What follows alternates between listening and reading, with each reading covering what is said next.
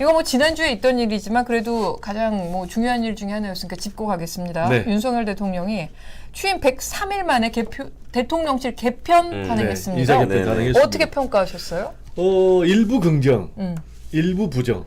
오. 네, 일부 긍정은 뭐냐면은 일단 정책 분야를 강화했다라는 거. 네. 아시겠지만 정책 난맥상이 있었어요. 그렇죠. 결과적으로 교육부 장관이 낙마했지 않습니까? 취하 연령을 뭐 5세로 낮추겠다 했는데 지금 100주화했고 그리고 또 하나가 뭐 주 52시간제 네. 개편했는데 그것도 이제 100지화 됐기 때문에 굉장히 좀 혼란스러웠어요. 그렇게 된 배경에는 역시 청와대 인사뿐만이 아니고 이 정책 컨트롤 타워가 좀 부족했다.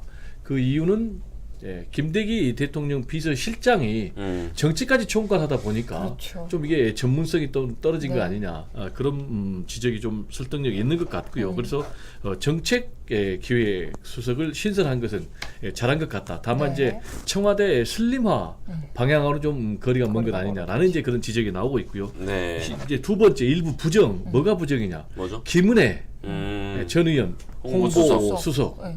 MBC 출신이지만은 네. 잘못한 건 잘못했다라고 얘기를 해야 될 것 같아요. 뭐가 잘못됐느냐? 첫 번째 친윤 인사의 반복이다.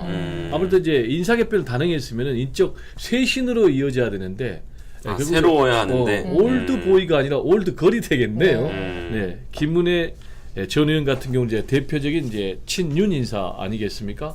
그렇게 된다면은 여전히 윤석열 대통령이 사적 인연에 이 인사 문제를 의존하고 있는 것 아닌가라는 이제 우려감을 떨칠 수가 없고요. 네. 그렇다면은 정상적인 국정 운영이 가능하겠는가라는 이제 걱정이 좀 드는 거죠. 두 번째, 절대 실패를 인정을 안 했어요. 문책성 인사 아니다. 그러면 왜 인사를 했을까라는 그런 좀 의구심이 들고요. 그리고 전임자 최영범 홍보수석도 굉장히 잘했다라는 평가를 드는데 대외협력 특보로 자리 이동을 했어요. 왜냐? 네. 문책성 인사가 아니니까 경질을 안 해야 되니까. 근데 옆으로 뺐단 말이에요. 그러면은 세 사람의 역할이 좀 중복될 수가 있어요. 그렇죠.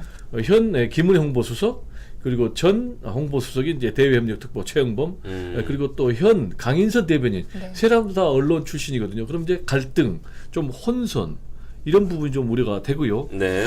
그리고 아무래도 이제 인사 참사에 대한 문책이 이루어지지 않았어요.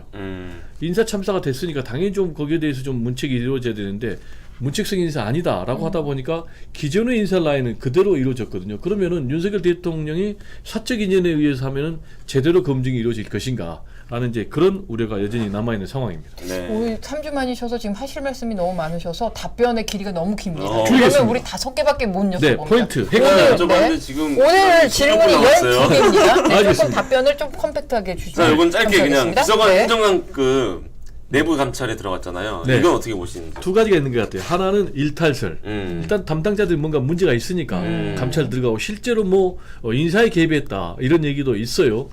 그리고 또 뭐 정보가 유출된 책임도 물었다는 그런 부분도 있고 그리고 또 하나는 좀 주목해야 될 게 내부 권력투쟁설. 그게 뭐냐? 기존의 윤핵관 라인하고 네. 또 새로운 인사들하고 좀 뭔가 갈등이 있는 것 아니냐. 특히 이제 자리 옮김을 한 행정관급 여러 사람들이 윤핵관들에 의한 라인을 타고 들어왔다. 라는 이제 그런 얘기가 좀 들려요. 따라서 이제 앞으로 청와대 인사에 대해서 수시 개편 청와대가 아니고 대통령실. 대통령실, 용산 네. 대통령실이죠. 네. 네. 그래서 수시로 개편하겠다라고 했기 때문에 앞으로 이 기강 잡기는 계속될 것으로 전망이 됩니다. 네네.